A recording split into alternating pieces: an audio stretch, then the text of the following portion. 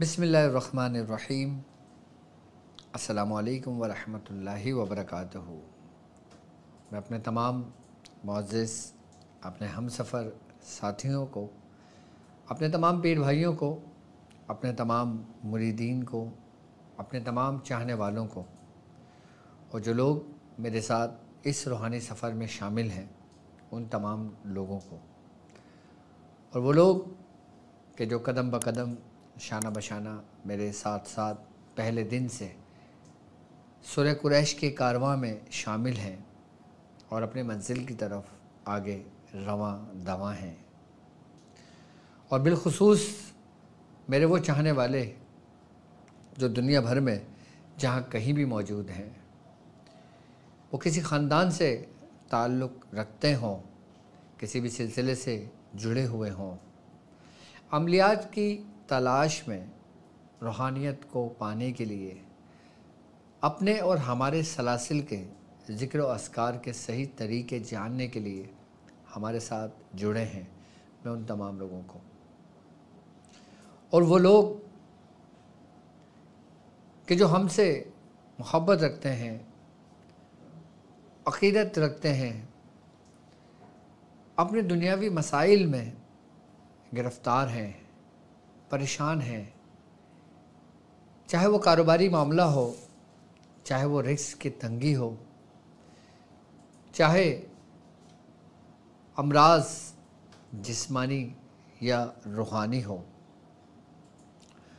और वो चाहते हैं कि उनका इलाज मुकम्मल हो, और वो इस नीयत से हमारे साथ जुड़ते हैं कि जो डॉक्टर साहब अमाल बताते हैं हम वो अमाल सुनकर ख़ुद अपनी बीमारियों का, अपने मसाइल का इलाज ख़ुद करें। मैं उन तमाम लोगों को अपने ख़ानदान कादरिया, सिलसिला सोहरवर्दिया, चिश्तिया, कलंदरिया, अबुलुलाइया, जहांगीरिया, हसनिया, उस्मानिया, तारिकिया, शाज़लिया में एक बार फिर जाने ईमान सीज़न 3 के एपिसोड 3 में आपको खुशामदीद कहता हूँ, और ये भी उम्मीद करता हूँ कि आप तमाम लोग खैरियत से होंगे। और अल्हम्दुलिल्लाह अल्लाह तबारक व तआला ने हमें तौफ़ीक दी कि हमने हर साल की तरह इस साल भी माह रबीउन नूर, जिसे रबीउल अव्वल भी कहा जाता है, कि जिस महीने में सरकार दो आलम सल्लल्लाहु अलैहि वसल्लम की विलादत हुई, हमें ये महफ़िल सजाने की मेरे रब ने मुझे तौफ़ीक अता फ़रमाई। और इस बाबरकत महफ़िल में हम दुरूद शरीफ का भी एहतमाम करते हैं। जो लोग मुझे सुनते हैं, मुझे देखते हैं और मेरे आमाल पर और मेरी बातों पर अमल करते हैं और अपनी बेहतरीन ज़िंदगी गुजार रहे हैं, और इस बाबरकत महफ़िल के में जो हमने एक तरीक़ेकार शुरू किया है कि हम 1.25 लाख दुरूद शरीफ हम रोज़ाना हुज़ूर की बारगाह में पेश करेंगे। तो इसमें आप मेरे साथ देते हैं, मेरे साथ साथ चल रहे हैं। तो इंशाअल्लाह पहले मैं आपको एक अमल तालीम कर दूं और उसके नक्श और उसके तरीक़ेकार में आपको समझा दूं।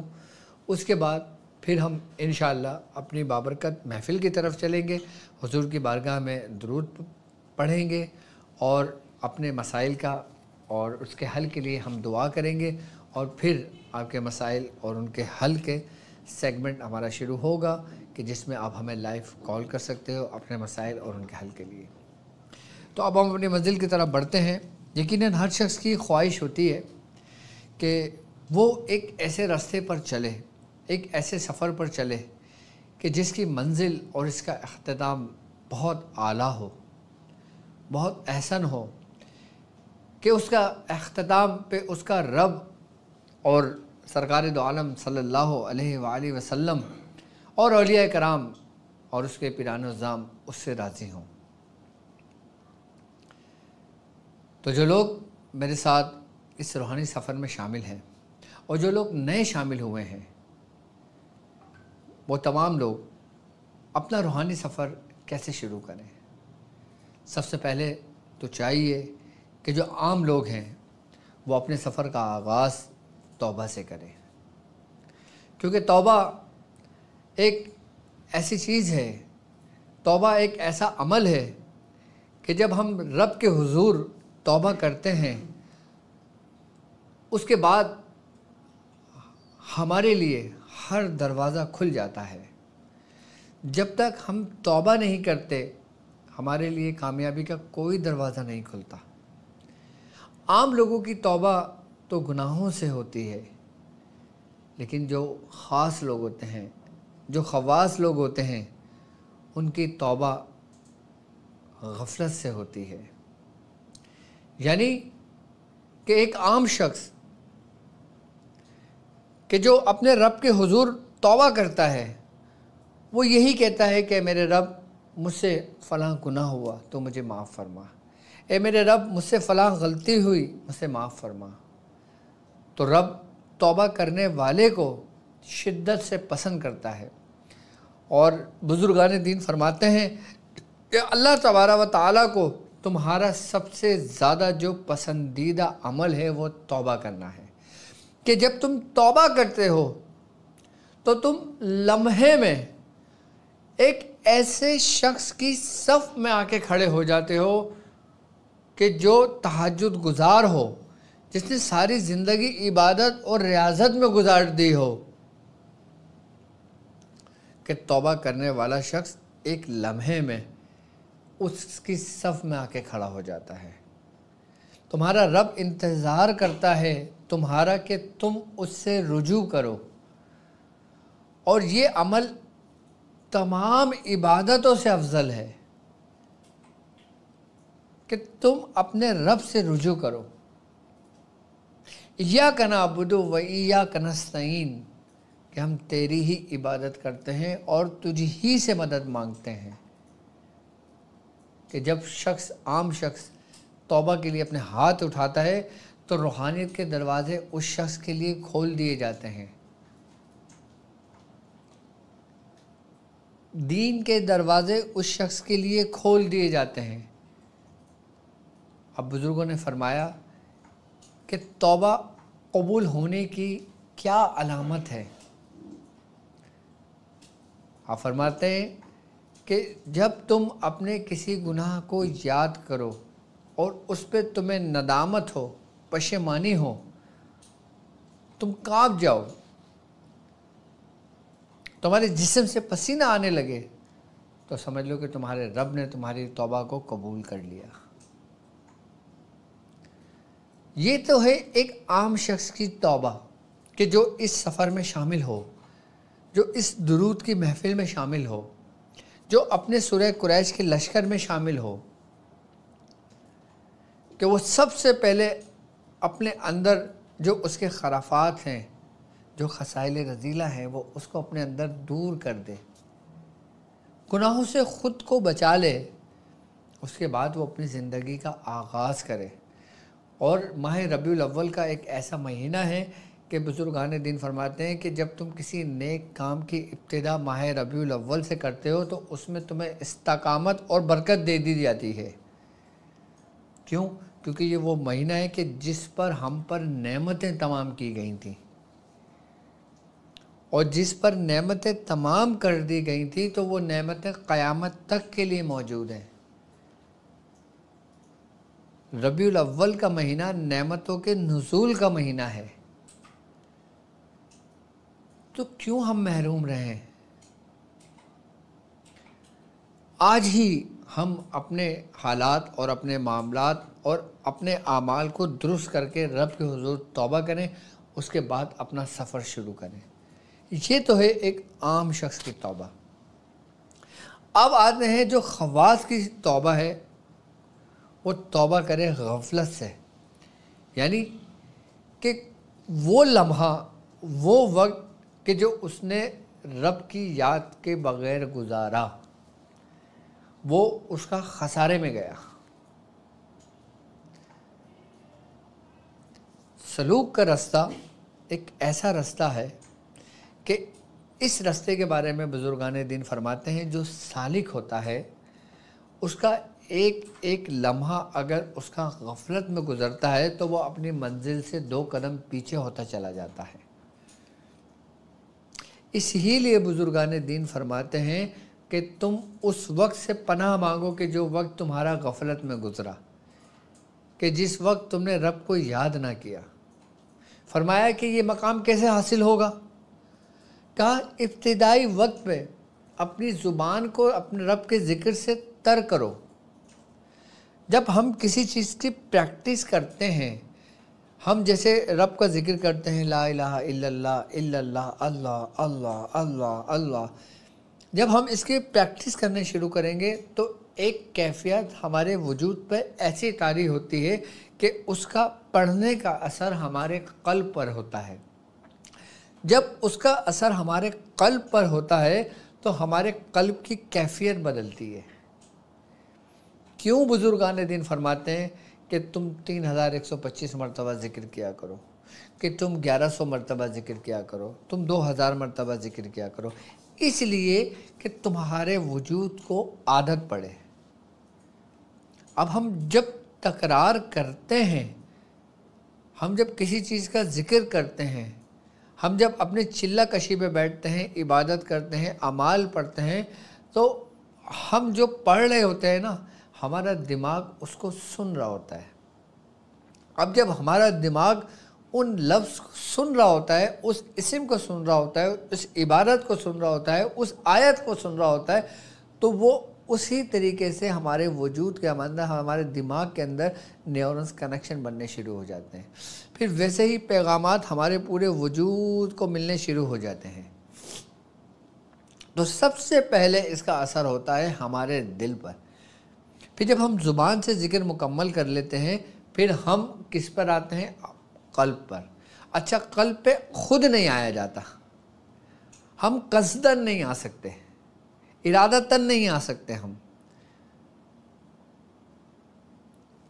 جسے کہتے ہیں نا کہ پڑھنا تو ہمارا ارادہ ہے، لیکن بعض اوقات جب ہم پڑھتے پڑھتے ہماری ایک ایسی عادت ہو جاتی ہے، ہم ارادہ بھی نہیں کرتے لیکن ہماری زبان ذکر کر رہی ہوتی ہے۔ ایک وقت ایسا بھی آتا ہے، کبھی کبھار ایسا بھی آتا ہے کہ جب آپ 4-5 گھنٹے کی پڑھائی کرتے ہو، جب سو جاتے ہو تو آپ کی زبان چل رہی ہوتی ہے، آپ جب کہ سو رہے ہو، بے خبر سو رہے ہو، آپ کی زبان چل رہی ہے۔ یہ کیفیت بدلنے کا نام ہے۔ جب یہ کیفیت بدل کے ہمارے قلب کی طرف چلی جاتی ہے تو ہمارا قلب کے اندر سب سے پہلی چیز جو ہمارے اندر پیدا ہوتی ہے وہ ہوتی ہے نرم مزاجی کی، یعنی کہ حساس ہو جانا۔ جب ہم حساس کی طرف کیفیت ہماری چلی جاتی ہے، پھر آہستہ آہستہ آہستہ آہستہ ہمارا دل نم ہونے لگتا ہے۔ وہ دل جو گناہوں کی زیادتی کی وجہ سے سیاہ مائل ہو چکا تھا، پھر وہ اپنی اصلی حالت پہ لوٹنے لگتا ہے۔ دیکھو، ابتدا زبان سے ہی ہے، ہر چیز کی ابتدا ہے، اور جو کام ہمارا ابتدا ہو پھر اس کا آغاز جو ہوتا ہے، پھر اس کا انجام بھی ہوتا ہے، پھر اس کا اختتام بھی ہوتا ہے۔ جب ہم اس روحانی سفر میں آتے ہیں، جب ہم تکرار کر رہے ہوتے ہیں، کیوں کہتے ہیں کہ کوشش کرا کرو کہ تصور میں رہا کرو؟ پھر اس کے بعد جب ہم زبان سے جب ہمارے قلب کی طرف کا ہمارا سفر چلتا ہے تو پھر ہم کیا کرتے ہیں؟ ہم آنکھ بند کرتے ہیں، پھر ہم زبان سے ذکر نہیں کرتے، پھر زبان ہم تالو سے لگا لیتے ہیں، اور زبان ہم تالو سے لگا لیتے ہیں، اور پھر ہم اللہ اللہ اللہ کا ذکر کر رہے ہوتے ہیں۔ پھر اس پہ پریکٹس کرائی جاتی ہے۔ اب ہم جتنے بھی لمحہ ہمارا گزرتا ہے نا، وہ ہمارا غفلت میں نہیں ہوگا۔ غفلت میں کب ہوگا؟ کہ جب ہم پڑھائی چھوڑ دیں گے۔ غفلت میں کب ہوگا؟ جب ہم دین سے دور ہو جائیں گے۔ غفلت میں کب ہوگا؟ کہ جب ہم اس کے ذکر سے غافل ہو جائیں گے۔ غافل ہونا یہ سب سے زیادہ خطرناک بات ہے۔ اس لیے بزرگان دین فرماتے ہیں کہ سالک کو توبہ کرنا چاہیے غفلت سے، کہ اس کا جو وقت غفلت میں گزرا اس سے وہ توبہ کرے۔ اور یہ نہیں کہ اب ظاہر سی بات ہے، انسان ہے، اس کو بیوی بچے بھی پالنا ہے، اس کو کاروبار بھی کرنا ہے، اس کو آفس بھی جانا ہے، اس کو گھر بھی سنبھالنا ہے، گھر کا راشن بھی لانا ہے، سب کام کرنا ہے. اب یہ نہیں کہ وہ سب کچھ چھوڑ چھاڑ کے اپنے ایک کونے پہ جا کر بیٹھ جائے, سب ترک کر دے, نہیں, یہ بھی ہمارے دین میں منع ہے. کامل مرد مومن وہی ہے جو دونوں کو ساتھ ساتھ لے کے چلتا ہے, لیکن کسی کا غلبہ کسی پر نہیں ہوتا. اسی لیے بزرگان دین فرماتے ہیں کہ تم کوشش یہ کیا کرو کہ تصور میں رہا کرو. اسی لیے تو 3-3, 4-4, 5-5, 6-6 گھنٹے کی ریاضتیں کرائی جاتی ہیں, تاکہ ایک دفعہ تمہارا وجود بیدار ہو جائے, ایک دفعہ تمہارا مردہ دل بیدار ہو جائے. جب تمہارا مردہ دل بیدار بھی ہو گیا نا, پھر تم لاکھ دنیاوی کام کرتے رہو, کمپیوٹر پہ بیٹھے رہو, اپنے آفس کام کرتے رہو, پھر تمہارا کام چلتا رہے گا. یعنی کہ مشین آن ہو گئی ہے. اب یہ مشین آن ہو گئی, اب یہ آف نہیں ہونا. اس کو آف ہونا کب ہونا شروع ہوگا؟ کہ جیسے ہی موبائل کی بیٹری لو ہونے لگتی ہے, ہمیں پتہ لگ جاتا ہے, انڈیکیٹ کرنے لگتا ہے موبائل کہ اب اس کی بیٹری لو ہو رہی ہے, اب اس کو چارجنگ کی ضرورت ہے. ایسی روحانی حالات اور روحانی معاملات اور روحانی سفر میں ہمارے ساتھ ایسی کیفیات آتی ہیں کہ جب ہم کچھ زیادہ ہی کسی ایسے کام میں الجھ جائیں کہ جس سے ہمارے اپنے اندر فرق پڑنے لگے, تو ہمیں چاہیے کہ ہم فوراً رجوع کریں, یعنی کہ اس بیٹری کو پھر دوبارہ چارج کریں. یہ ہماری زندگی کا حصہ ہے, اور یہ حصہ چلتا ہے ہماری آخری سانس تک.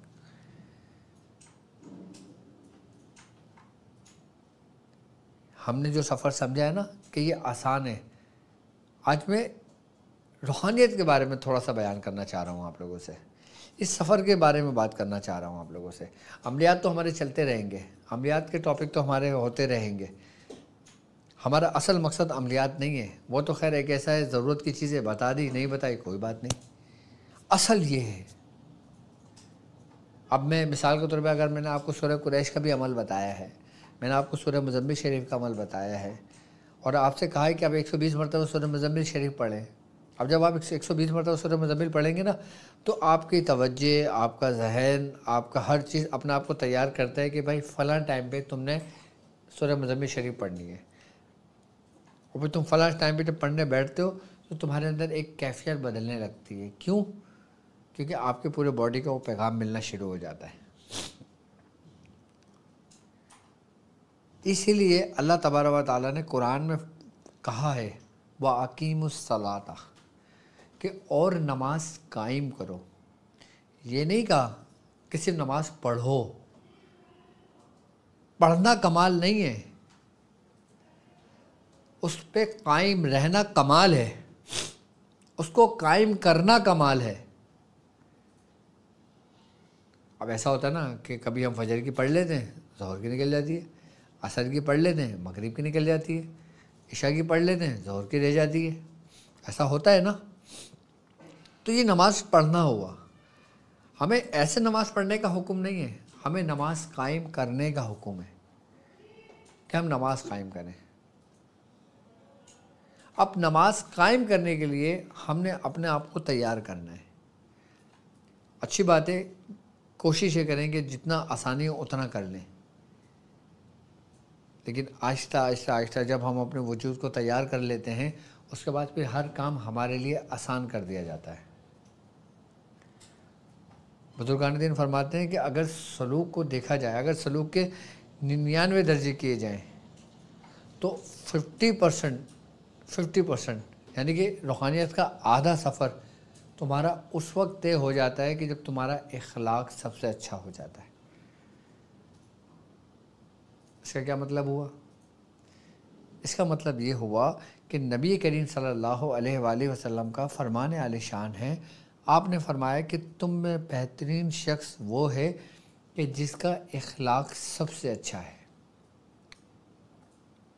اب ہم اخلاق اچھا کر لیں, اپنی عادات کو اچھا کر لیں, ہم ادب کر لیں, ہم نے سمجھ لو کہ آدھا سلوک طے کر لیا. دیکھو شریعت تو شریعت ہے, ٹھیک ہے, شریعت میں احکام کی پیروی ہم پر فرض ہے, جو ہم پہ لاگو ہے. ہم اس کو تو ترک کر ہی نہیں سکتے کسی بھی حال میں, وہ تو ہم نے کرنا ہی کرنا ہے. لیکن اس کے بعد اگر ہم اپنا روحانی سفر کرنا چاہتے ہیں تو اس کے لیے ہم نے سب سے پہلے اپنے اخلاق کو اچھا کرنا ہے. کہ آپ نے فرمایا تم میں سب سے بہترین شخص وہ ہے کہ جس کا اخلاق سب سے اچھا ہے. یہ نہیں کہا کہ روزہ رکھنے والا اچھا ہے، نماز پڑھنے والا اچھا ہے، زکوٰۃ دینے والا اچھا ہے، فلاں کام کرنے والا اچھا ہے، فلاں کام کرنے والا اچھا ہے. نہیں، کیا فرمایا کہ اس کا اخلاق اچھا ہے. اس کا مطلب ہے کہ جب آپ کا اخلاق اچھا ہوا تو آٹومیٹک آپ اپنے رب کے قریب ہوتے چلے گئے.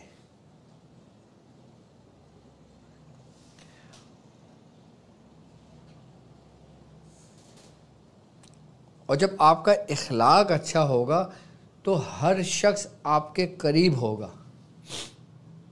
اب جب ہر شخص آپ کے قریب ہوگا تو سب سے پہلے تمہارا رب تم سے قریب ہوگا، کیونکہ ہم اس کو ڈھونڈ رہے ہیں کہیں اور، وہ ہے کہیں اور.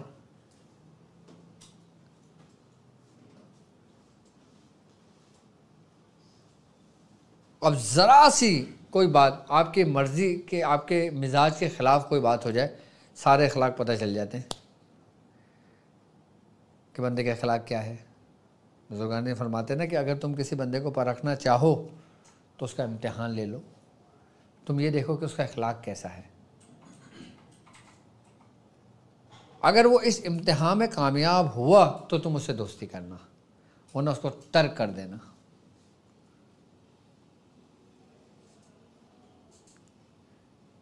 اس کو ذرا سا غصہ دلاؤ، اس کی ذات پہ کوئی بات کرو، پھر وہ انصاف کرے غصے کی حالت میں تو تم اس کی دوستی کو اپنا لینا.